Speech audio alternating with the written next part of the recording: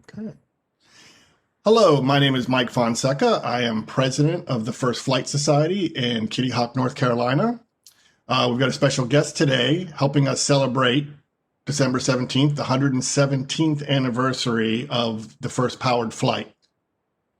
Our guest today is Angel Smith. She's with Meta Special Aerospace. She's the president. And we're going to talk to her today about her career, her company, and aviation, flying. Hi, Angel. Welcome. Hi, Mike. How are you? Thank you so much for having me today. Oh, you're welcome. I was actually, when I did a little research, I got excited about talking to you because you've had quite a varied career. Yeah, it's been fun. I've been very, very, very lucky. Yeah, well, one thing that actually kind of jumped out to me is that you work for Microsoft. In my real job, in my day job, am an IT consultant. So I hate to admit that I'm talking to you on a MacBook, but everything I do all day long, every day, is Windows and Microsoft. Yeah, I tell you, that was an incredible experience working for Microsoft. It was there was only one circumstance that could have gotten me to leave that company, and it ironically presented itself. But I love the company, I love the products, I love the innovation, everything about it. I'm a huge, huge, huge Microsoft fan. Yeah, well, I am too. I am too. Anyway, we'll start by talking. So you're the president of Meta Special Aerospace. I think that everybody watching would like to know more about the company and also a little bit about how you arrived there. hmm so we're a C4 ISR company. The bulk of our customer base is in support of the defense mission abroad. So we provide essentially intelligence, surveillance, and reconnaissance support to our forward deployed personnel. Right now, we've got aircraft that are deployed out into the Philippines, 3 different sites in Africa, and we're starting some work, developing some work with the Australian military and some other allied partners. And so we essentially try to do what we can to make sure that our soldiers, sailors, airmen, Marines, whoever it is that we're supporting, stays very safe, and we keep really good eyes in the sky with our aircraft. We've got essentially 17 aircraft that we currently operate right now. We've just added 2 additional. And we're looking they're all on the propeller prop side. We're looking to bring on some jet offerings and are also starting to work on some UAV offerings as well. So really exciting time for the company right now. So typically the planes are King Airs, is that correct? Yeah, King Air 350s and King Air 200s. 14 of them are 350s. We've got 3 200s. Our 200s are workhorses. I think the one differentiator for all of our aircraft, though, is we have essentially an 11-hour aircraft. So we can take a King Air and we make some pretty interesting modifications in the propulsion system, landing gear system, and some other areas, some lightweight interiors and some other things that help us get the weight down and get the propulsion high enough to where we can actually keep the aircraft on station for about 11 hours. All of our deployed airplanes right now are averaging about 10 and a half hours every single sortie, which is really exciting and is almost mind-boggling to anybody that knows anything about King Airs. We're working on some modifications now that'll actually extend that. And although the extension of on station time, most people are just mortified, like the thought of like, oh God, I don't want to get stuck in a King Air for anything more than 7 hours, much less something that's getting, well beyond the 12-hour mark. But realistically, what we're looking for is some things that'll actually increase our safety margin. And we're working on something that's actually going to give us some improvement in survivability and single engine takeoff and landing, give us some better time to climb and some other efficiencies in the aircraft that are going to be game changers for the platform. So it's really exciting. Wow. Yeah. Yeah. See that I have a feeling that many people aren't aware of this. Just, I knew a bit by doing a little research, but that's not something I knew very much about. So that's actually pretty exciting. It is. My next question really is, like I said, you have a varied career, and we'll talk more about that in a few minutes, but I'm kind of curious to know how you ended up at Meta Special Aerospace. So I kind of will take you back to my first career, which I was a Marine for 23 years. While I was in the Marine Corps, You were a Marine, aren't you still a Marine? I'm still a Marine, always a Marine. That's right. Thank you for correcting me on that one. That's right. My nephew is a Marine, so I learned Oh yeah, I would be crucified if people heard me say that. Marines heard me say that. Was active duty Marine for 23 years. I was a pilot and flew C-130, God's Chariot, four fans of freedom. And one of my general officers that I supported throughout my career, his name was General John Davis. That's important because, fast forward a few years later, and I was walking in the airport in Seattle, actually working for Microsoft, and got off the aircraft, and there was John Davis. And he saw me, said he had been trying to reach out and get a hold of me, and said, look, he took over as the CEO of this small aerospace company in Oklahoma City, and was hoping I would be interested in coming out to support and work with them. And came out to Oklahoma, saw the company, saw the people, saw the airplanes, saw the mission, got to meet the pilots and the air crew and the maintenance people and just everybody that goes along with us supporting this mission, and just fell in love with it, and joined the company about a year ago, and just absolutely love it. It's been fantastic, incredibly challenging, but so rewarding. I in some ways I feel like I'm back. I don't say back in the military again, but certainly supporting a mission that gives you that same level of satisfaction every single day, which is great. So, and this is just curiosity, how different is it being in the Midwest compared to Washington State? Well, I lived in Washington D.C., but if you were to but I spent a lot of time in Seattle, so I worked for Okay. Microsoft in D.C. But Oh, but okay. I would say between any of those, I might as well be on a different planet compared to either Seattle or Washington or Oklahoma. Completely different environment. But I'll tell you, so inside information, I'm a Texan originally. Oh, Um, okay.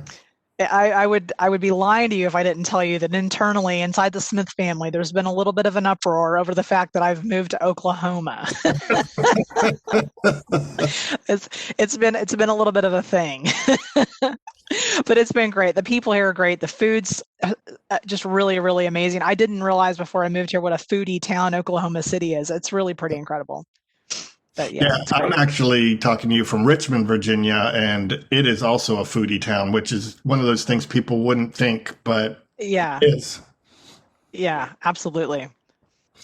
Well, I'm very curious about you and Mhm. about your career, and it sounds like an interesting story because it kind of weaves around. You've been involved in a number of different things. In fact, how did it come about that you became a Marine? Oh, okay, great. Well, it's interesting. So I grew up in a very humble background. My parents, who are very wonderful people, I think raised us kind of in a way where we didn't necessarily realize exactly how challenged our financial circumstances were. And I don't think I necessarily learned that until I was, a little bit later in life. But um, uh, there was a point whenever I realized I was just not, I was going to have to do something because my parents couldn't afford to have me in the house. I had gone to college. I gave it a shot at college to begin with, and it turned out I just was not mentally ready for that for that experience. And decided to join one of the services. And ironically, the recruiter I had gone, I was trying to be very smart, and I was trying to go to like the Marine. I went to the Air Force recruiter, the Navy recruiter, the Army recruiter, and went to the Marine recruiter. And I was really trying to make sure that I looked at everything and like balanced it all out. And the Marine recruiter, I walked in the door and he said the words that made it impossible for me to walk out of the door. And he said, "This isn't for you." Yeah, he said, you need to go down to the Air Force. He said, he was like, look, I appreciate that you've taken the time to come in here, but you're not, you wouldn't be a good fit for us. And I was like, what are you talking about? It's like, those are fighting words. And he essentially told me that I wasn't going to be tough enough to join the Marine Corps. And that was essentially, it was like that was probably 30 seconds between that moment. And I said, give me the papers. Where am I signing? Give it to me right now, right now. And my family was, of course, mortified that I had made the decision to join the Marine Corps. They, it was on the backside of Tailhook, so it wasn't Oh, necessarily wasn't the best time in that circumstance. But I'll tell you, it was the best decision I ever made. I loved it. I met the most incredible human beings you'll ever meet, hardworking people, people that are legitimately willing to sacrifice their life for our nation, willing to sacrifice their lives for each other, willing to sacrifice their lives for what's right. And it's a humbling experience to serve beside and work beside people in some of those environments. And just I took away so many different lessons from the people that I worked with whenever I was in the Marine Corps. And one of those specifically is you can be in a really, really, really crappy environment in the world, but if you are surrounded by the right people and have the right kind of attitude, sometimes those turn into some of the most incredible, wonderful moments that you'll ever have. And so loved my career in the Marine Corps. I was enlisted initially, Okay. finished school, and came back in as an officer. And I started flying. That was another funny recruiter story. My recruiter, when I was coming back in as an officer, he asked me, I initially thought I was a comm technician whenever I was enlisted. And so I thought for sure I would just become a comm officer. And then I came as an officer because that's what I did. That's what I was good at. And he said, hey, you'd be doing me a real solid if you'd take the flight test. We just started letting women fly a couple years ago, and we're having a heck of a time trying to get women interested. Would you do me could you hook me up and take this test? And if you pass it, just give it a try. I mean, you don't like it, you can become a commo later. And so, no, never even thought about it. But took the flight test, passed it, and went to flight school. And just I remember thinking to myself when I was in the C-130 world and probably on my first deployment, thinking to myself, like, holy cow, how did this never come to me before? Why was this never a consideration? So you had not been a big aviation lover or fan or anything up till that point. I'm embarrassed to tell you, and I can't even believe I'm going to tell you this, because I didn't even know the Marine Corps had airplanes when I took the flight test up until that point. Like, I had no idea, and certainly had no aspirations to fly. I just never even considered it. Right. Well, and I don't think I ever thought it was possible. I think people, when they think airplanes, they think Air Force or even the Navy.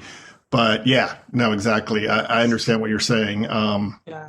And so that must have been quite a change because, like you said, there's not, well, at least at that time, there weren't a lot of female pilots. So how was that for you? Was it an unusual challenge just because there weren't a lot? Did you get any kind of pushback?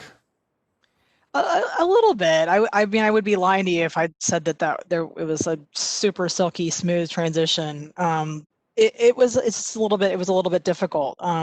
I've been told that C-130s were the last community in the Marine Corps to let women fly. Whether that's true or not, I've never been able to validate, but it was certainly it was a little bit harder community to penetrate initially. I flew the legacy airplanes, which are like the F models, the R models, H's, T's. And so moving into that community, I had gone out to Okinawa for my first duty station, and admittedly, it was a little challenging. But my next duty station was with VMGR 352 in Miramar, which is a squadron that had already transitioned to the J model, which is a newer aircraft. And it really changed. It was more than just changing an airplane. They literally, that transition actually changed the culture of, I think, the C-130 community in the Marine Corps. Just that movement over to that, they changed a lot of the legacy processes, how we did check rides, how many hours were required. I mean, a lot of things that were, I think, just holdovers from, years and years of flying a legacy aircraft, but not having a ton of. It was like one of those things. It's funny when there's no conflicts and you're always in a training environment. For whatever reason, we start to kind of change standards to a point where it's almost unreasonable at some point. And I think we had kind of gotten there in that community, and so. It was little things like you had to have 1,200 total hours in your airframe before you could even become a pilot in command. Okay. Which I think about it now and I'm like, holy cow, how did we even think that was reasonable? But the 352, when I had gone to that squadron, it was completely different environment. Being a woman didn't matter. None of those things mattered. All that really mattered was that we were making smart decisions about flying the airplane, smart decisions about supporting the warfighter. Just, it was just a very, very different environment. It was fantastic. Well, and I may be jumping a little bit because, of course, I could probably talk to you about being a Marine pilot for the entire time. But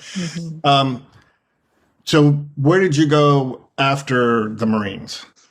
And because it wasn't flight related, was it?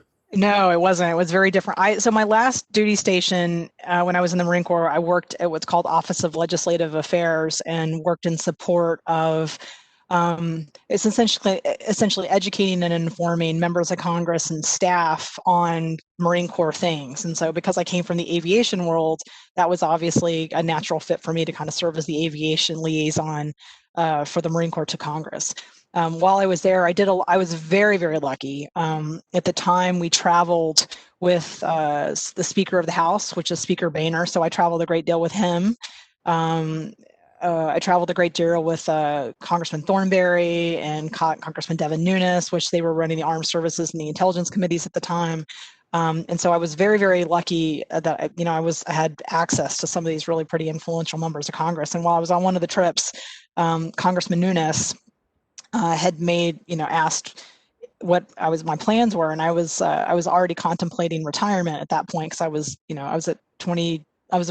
approaching 23 years in service, and offered me a job to go work on the Hill, working on the Intelligence Committee and serving as his military intelligence liaison, or senior professional staff member. And so I thought that this was a really unique opportunity that I was probably never going to get an opportunity like that again. And so I swear I'm the luckiest person I've ever heard of. I've never heard of anybody who's got the kind of luck I do. And I tell that people all the time and they think but I'm seriously the luckiest person I've ever heard of, because that opportunity to pop up for me was like one in a million. And I went down and worked on the Intel Committee, and so I led the military intelligence portfolio as a Republican staffer for the Intel Committee, and just met some of the smartest, most incredible people that are really doing like some of the most amazing oversight on all of our government programs. It was really, really incredible. Brilliant human beings are serving as staff on the Hill, and it's pretty incredible to see what the talent that's down there. It's humbling to be around those people. But yeah, so I was down there for a couple of years. It was really pretty great. Well, yeah. So if someone looks at your resume, it looks like, oh God, it's all over the place. But there's a natural progression, and I don't mean that in a bad way. No, I get it. I get it. There's nothing that connects directly. You're absolutely right. Right, but there is kind of a natural progression. So then, what came after the Hill? Was that straight to Microsoft, or was there something in between? It was, but what actually ended up happening was, while I was on the Hill, one of the good things about being a staffer is that you start to get access to a lot of people in the industry. You start learning about everything that's out there, and all of I'd been on the military side, and you use what you're given. You have this particular radio, you use that radio. You get this particular computer, you use that computer. You just get what you're given. Right. And I would say that I don't want to say that it's a little bit of kind of like a myopic view of technology, but it kind of is. The beautiful thing about being on the Hill was I started to have people from industry come, and because I was running military intelligence, they were presenting me with like, hey, this capability exists, and hey, we've got this thing that we can do, and we can make this more efficient. We can add this to this platform. We can do all of these different things. And I just remember going, like, mind blown that all of this was available. And then you start to ask yourself, like, why can our service members not get access to all of these innovations that are out there that would make us go to any fight, not a fair fight? Because ultimately that's the decision. That's what you want to do. Like, as a military, you never want to be in a fair fight, right? I always want to be the one that's got the edge. And so what that led to, I talked with my boss. I talked to Mr. Nunes, and my staff director at the time, Damon Nelson, who was an amazing American, and said, hey, are you okay if I start going to these industry conferences and start essentially soliciting industry to say, hey, you need to come help the DoD out. Like, we don't know that this exists. Like, come knock on the doors. Like, here's you call me after this meeting, I'll give you my card. I'm going to get you connected with the right people in the military, so that way we can start bringing the technology to the people that need it. And I happened to be at one of these events, and there were some Microsoft people there. And they had gone to a couple of different the speaking events, and after one of them, they came up and said, "Hey, what are you doing with the rest of your life? We would be really happy to have somebody come help us work. How can we be better at working with defense?" Because as you know, Microsoft is in Silicon Valley, techlash was a real thing at the time. And the goal was, we've got this big procurement Jedi that's coming that we really need some help on. We've got internally, we have to figure out how we can message to our own people. Externally, we've got to figure out how to get everybody to realize that we're more than just a PowerPoint, Word, Excel company. We've got some incredible software out there, which they really do. I mean, this is that it's mind-boggling the type of technology they have available. And so I thought that, again, luckiest person I've ever heard of. Was gladly accepted that position, and it was a wonderful transition. I got really great support from the Hill, which was wonderful. My boss and everybody realized that this was just like the most natural transition to move into that career. And I went over to Microsoft until I ran into John Davis in the airport. So it all kind of comes around, like you said. It does. Or like we both have said, yeah, it does. On the surface, it doesn't make sense, but as you follow the progression, it completely does. And even what you're doing right now goes completely in line with that. Well, it really does. I mean, what I'm doing now has given, it's all of those things collectively. It was the Hill experience that helped me understand the policies that affect acquisition and affect our end users. It was the access to the technology while I was on the Hill as a staffer that helped me realize what else is out there. It was Microsoft understanding how we process data. I mean, one of the things that I knew when I was on the Hill was sensors get better. We get better and better about collection of items, but our ability to process that data and get it to the end user we're lacking. We're lacking there, and we don't have enough. You can't hire enough analysts to be able to go through all of the information that's collected in the intelligence world and disseminate it. So all three of those environments or those experiences have been able to help me in this job be able to bring some pretty great, working with the team here, bringing some pretty great technology to the aircraft, and then giving us the ability to give our users actionable intelligence, things that they can use now, not 2 weeks from now after it's been able to been processed, or So it's been great. All of it actually ended up in being, it's almost like a magical kind of set of variables that kind of culminated in a really, really great experience here. That's neat, because I think sometimes people don't necessarily realize how lucky they are. And I've heard you say that a number of times. So I think that's wonderful, because it's nice when you don't regret the decisions you've made, and that you're in the place where you belong, whether it's where you thought you were going to go or not. Yeah. Yeah, well, no, I look back constantly and just think about, I think everything I've been able to do has, I sometimes ask myself, like, how did I get so lucky? I must have been like a martyr or something in a previous life. I don't know what it is, but I look back on all of those jobs with such fondness. And the Marine Corps certainly served as probably my greatest foundation as an individual to, suck it up, do what you got, work with what you have. Don't be a baby about it. Get out there, do it, figure it out. Don't come to the table with problems. At least come with solutions. A lot of those are things that are actually helping me, or paying off now in my second life.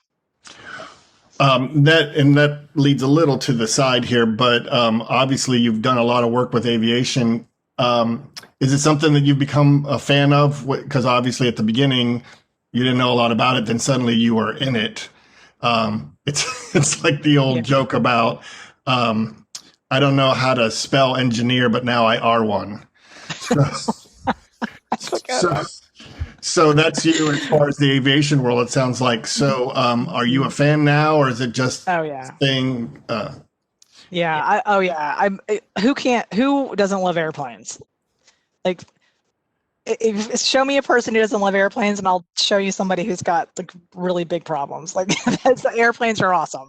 There's nothing that's not awesome about an aircraft. I will say though that all of the experiences are kind of have taken me into a different direction on how aircraft, at least because I kind of look at everything through a defense lens, just because of my career. But how do aircraft, kind of in general, all fit into like a larger ecosystem? How does it fit in with space assets and ground assets? And how do you bring all of those things together, rather than just being the single airplane that's flying around doing its own thing? How do you connect everything to an entire network and an enterprise of capability? And so I'd say if there's anything that's kind of evolved on my mindset when it comes to aviation, it's more that how does aviation serve as a critical piece in a much larger kind of picture when it comes to technology and the overall transition between everybody being something independent and everything kind of working it all together.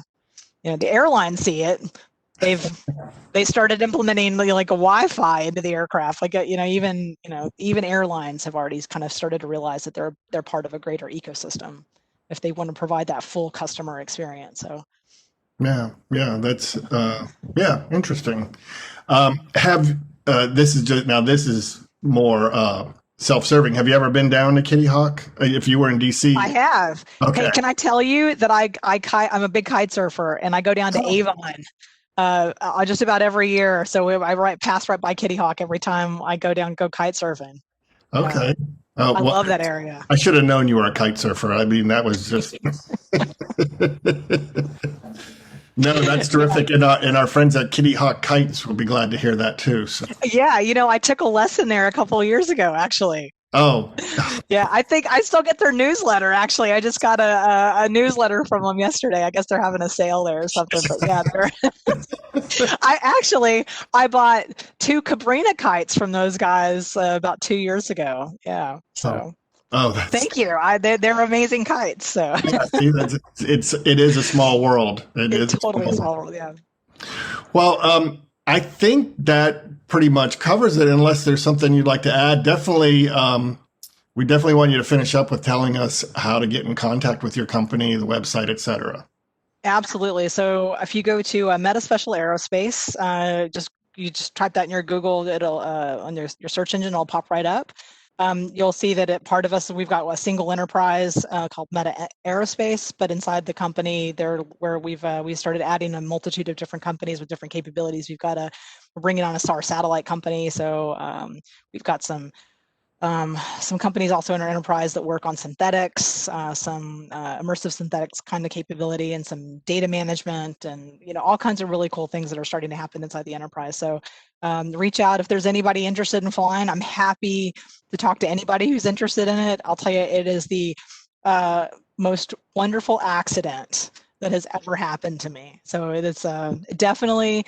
Aviation changed the direction of my life, and it continues. I mean, that one solid that I did for a recruiter, like no kidding, changed the entire direction of my entire life. Everything about it. I sometimes wonder where I would be if I wouldn't have had aviation in my life. And although it's an interesting thought, this is one thing that I would never change. So thank you to Staff Sergeant Salazar, who asked me to make that choice and make that change. So thank you. Well, that's terrific. I want to tell you, I really appreciate your time today. A fascinating story, one that I knew almost nothing about until recently. So I'm glad you had a few minutes to share that with us and with members of the First Flight Society and anybody who's actually watching our celebration, our virtual celebration this year. One thing is, I'm hoping that next year we'll be able to have you come down and celebrate with us in person. So, I would love that. That'd be great. That'd be excellent. Thank you. Well, Thank you very much for your time. Awesome. Have a great day. Thanks again for having me. Thank you. Bye. All right.